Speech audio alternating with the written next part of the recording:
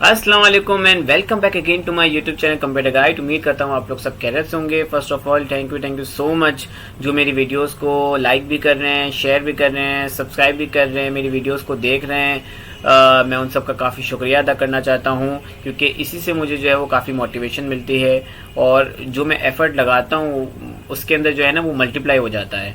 तो thank you so much यार, और कीप सपोर्टिंग मी। आप मुझे सपोर्ट करेंगे तो मैं और अच्छे अच्छे वीडियोस जो है वो आपके साथ जो है वो लाता रहूँगा।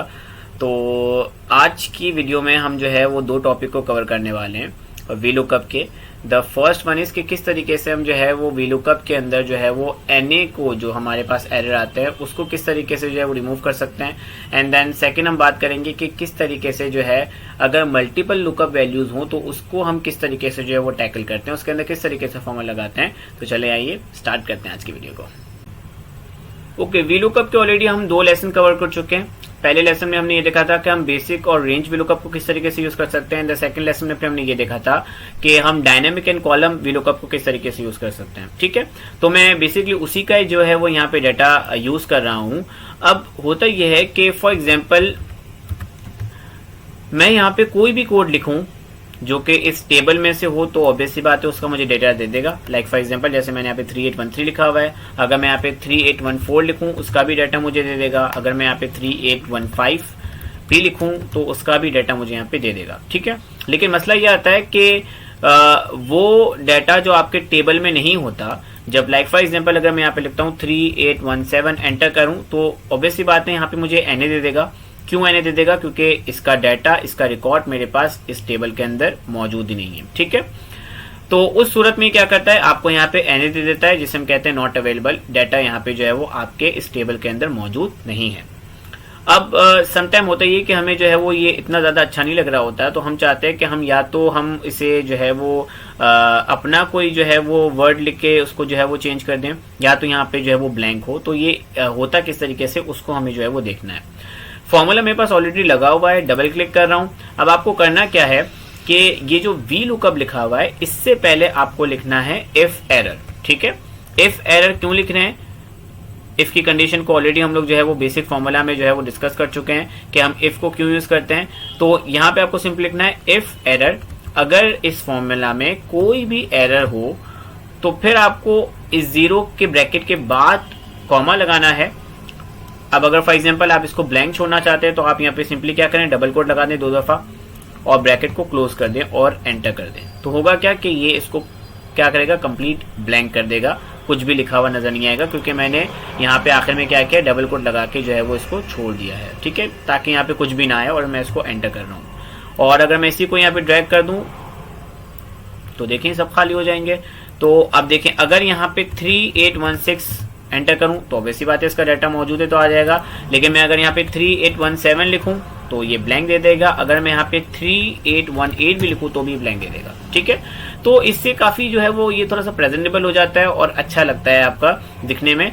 अगर आप ये चाह रहे हैं कि आप उन डबल कोट के अंदर कुछ लिखना चाह रहे हैं, लाइक फॉर एग्जाम्पल अगर मैं लिखना चाह रहा हूँ नो डाटा लिख देता हूँ मैं यहाँ पे, और मैं अगर इसको एंटर करूं तो देखिए नो डाटा आ जाएगा। अगर मैं इन सब को इसके अंदर ड्रैग कर लूं तो ये सब में आपको जो है वो नो डाटा दे देगा। तो इस तरीके से काफी इजी होता है आपको जो है वो वी लुकअप में इफ एरर की कंडीशन अगर आप लगा दें तो इससे जो है वो एनए जो है वो आप इजीली इसको रिमूव कर सकते हैं। ओके, नाउ अब हमें ये देखना है कि अगर आपके पास लुकअप की जो वैल्यू है वो अगर मल्टीपल हो तो फिर हम जो है वो वी लुकअप का फॉर्मूला किस तरीके से लगाएंगे। ठीक है, सिंगल वी लुकअप के अंदर हम ऑलरेडी देख चुके हैं कि हम लुकअप की वैल्यू को सेलेक्ट करते हैं, उसके बाद टेबल एरे को सेलेक्ट करते हैं, उसके बाद कॉलम नंबर लिखते हैं, 0 लगा के ब्रैकेट क्लोज, एंड हमें वी लुकअप की वैल्यू जो है मिल जाती है।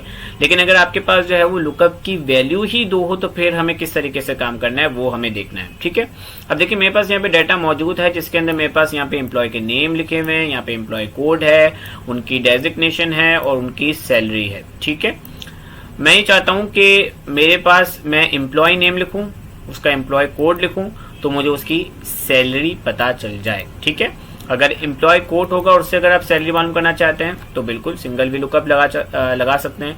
लेकिन अगर आप एम्प्लॉय नेम और एम्प्लॉय कोड के बाद सैलरी मालूम करना चाहते हैं, इन दोनों को लगाकर तो फिर किस तरीके से काम करेंगे वो जो है वो हमें देखना है। ठीक है, अच्छा इसके लिए आपको करना क्या है कि यहाँ पे आपको एक मजीद कॉलम ऐड करना है।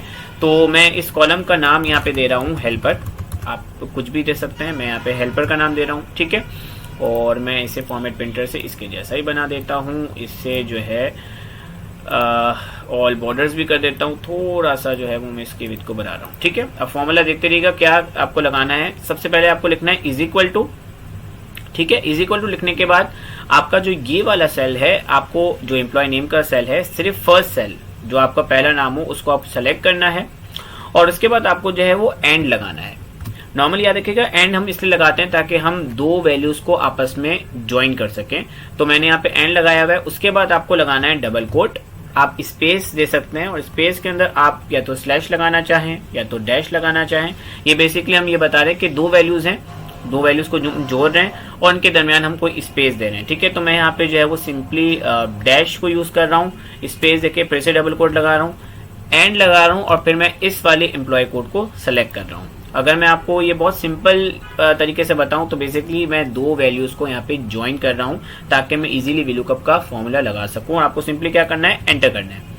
तो जब आप एंटर करेंगे तो देखें यहाँ पे आपको नाम और कोड दोनों एक साथ नजर आ रहे हैं और बीच में आपको डैश नजर आ रहा है। ठीक है, अब आपको सिंपली क्या करना है कि इसको नीचे ड्रैग कर देना है। ठीक है, तो ये आपको सबके अंदर जो है वो नाम और कोड एक साथ आपको दे देगा। ठीक है, अच्छा मैं चाहता हूं कि यहाँ पे मुझे सैलरी जो है वो पता चल जाए एम्प्लॉय नेम और एम्प्लॉय कोड से, तो ऑब्वियसली बात है मुझे सैलरी में जो है वो फॉर्मूला लगाना है VLOOKUP का। तो मैं सिंपली क्या करूंगा, VLOOKUP का फॉर्मूला यहाँ पे लगाऊंगा, is equal to VLOOKUP bracket. अब ऑब्वियसली बात है लुकअप की आपको वैल्यू जो है वो यहाँ पे देनी है। अब अगर मैं इस को अगर मैं सेलेक्ट करूं तो जैसे हम लोग लुकअप की वैल्यू को सेलेक्ट करते हैं वैसे ही आपको इसको सेलेक्ट करना है। तो आपको सिंपली क्या करना है, पहले तो इसको सेलेक्ट कर लें, और अगर आपको याद हो तो मैंने जो हेल्पर के अंदर लगाया एंड, और मैंने आपको एंड क्यों बताया, एंड मैंने आपको बताया कि जब हम दो वैल्यूज को ज्वाइन करना चाहते हैं तब एंड लगाते हैं। उसी तरीके से जैसे उसमें लगाया था एंड, फिर डबल कोट, स्पेस दे दें, डैश लगा दें, स्पेस देके डबल कोट लगा दें, और फिर से एंड लगा के उसके बाद जैसा आपने यहाँ पे एम्प्लॉय कोड के सेल को सेलेक्ट किया था वैसे ही आपको यहाँ पे इसको सेलेक्ट करना है। ठीक है, उसके बाद आपको लगाना है कॉमा, और फिर जो इसकी जो पैरामीटर्स आपको यहाँ पे दिए हुए हैं टेबल एरे। अब टेबल एरे के अंदर क्या करेंगे, आप हेल्पर से जो है वो इसको सेलेक्ट करेंगे सैलरी के कॉलम तक। ठीक हो गया, कॉमा लगाने के बाद फिर आपको जो है वो यहाँ पे कॉलम इंडेक्स नंबर बताना है। अब कॉलम इंडेक्स नंबर जो नंबरिंग आप स्टार्ट करोगे इसी कॉलम से स्टार्ट करोगे, तो 1 2 3 4 5 फिफ्थ कॉलम में आपका सैलरी है, तो आप यहाँ पे लिखोगे 5,0 ब्रैकेट क्लोज एंटर। ठीक है, एने आ गया यहाँ पे। अब अगर मैं यहाँ पे एम्प्लॉय नेम लिखता हूँ फॉर एग्जांपल हारिस, तो चेंज नहीं होगा क्योंकि यहाँ पे मेरे पास मैंने अभी तक एम्प्लॉय कोड नहीं लिखा। मैं जैसे यहाँ पे लिखूंगा 3811 एंटर, तो देखें यहाँ पे मुझे क्या करेगा, इसका आंसर जो है वो मुझे सैलरी दे देगा जो कि अभी है 35,000।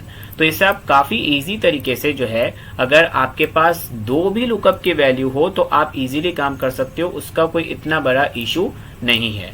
लेकिन याद रखिएगा अगर नेम तो सही है सैलरी निकालने के लिए, लेकिन कोड इसके अंदर आपने गलत लिख दिया, लाइक फॉर एग्जांपल आपने लिख दिया 3815, ये तब आपको आंसर नहीं देगा, आपको सैलरी निकाल के नहीं देगा, क्योंकि आपके जो आपका डाटा है उसके अंदर दोनों चीजें मैच नहीं कर रही। जो आपको टेबल यहाँ पे दिया हुआ है उसके मुताबिक ये दोनों चीजें मैच नहीं कर रही, तो आपको नहीं देगा। यही अगर एम्प्लॉय नेम आपका जो है वो गलत होगा, एम्प्लॉय कोड सही होगा, तब भी आपको आंसर नहीं देगा। तो दोनों बेसिकली क्यों ऐसा हो रहा है, क्योंकि दोनों चीजें आपस में कनेक्ट है। आप जैसे ही इसको यहाँ पे 3815 में आपके पास जो है वो फहीम है, आप जैसे ही यहाँ पे फहीम लिख देंगे तो आप देखें यहाँ पे आपको उसकी सैलरी बता देगा 75,000। ठीक है, तो इससे आपको काफी इजी तरीके से जो है वो अगर मल्टीपल लुकअप वैल्यूज आपको भी दी हुई हो तो इससे भी आप जो है वो VLOOKUP लगाकर ये वाला फॉर्मूला लगा के अपना काम काफी ईजी कर सकते हैं। आई होप आपको आज का लेसन समझ में आया होगा। मेरे चैनल को लाइक कीजिएगा, सब्सक्राइब कीजिएगा, शेयर कीजिएगा और अपना बहुत ज़्यादा ख्याल रखिएगा। इंशाल्लाह हम फिर से बहुत जल्द मिलेंगे। अपना ख्याल रखिएगा। Take care. अल्लाह हाफिज़।